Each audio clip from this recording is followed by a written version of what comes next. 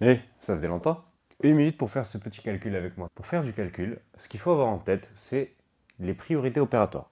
Alors, je t'ai mis ici un petit rappel concernant les priorités opératoires. En premier lieu, ce sont les parenthèses qu'il va falloir traiter.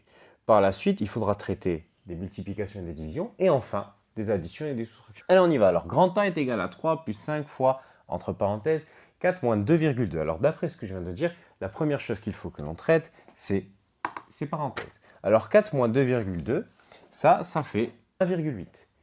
Donc, je réécris tout ce que je n'ai pas utilisé et je vais remplacer, du coup, ces parenthèses par le résultat, c'est-à-dire 1,8. Donc, je n'oublie pas de tout réécrire dans l'ordre. Maintenant, 3 plus 5 fois 1,8. Alors là, j'ai ici plus de parenthèses, hein, mais j'ai une addition et une multiplication. Donc, d'après la pyramide, hein, ce que je dois faire maintenant, c'est m'occuper de cette multiplication, c'est-à-dire 5 fois 1,8. Dans une vidéo précédente, je t'ai appris à multiplier un nombre par 5 de tête très facilement.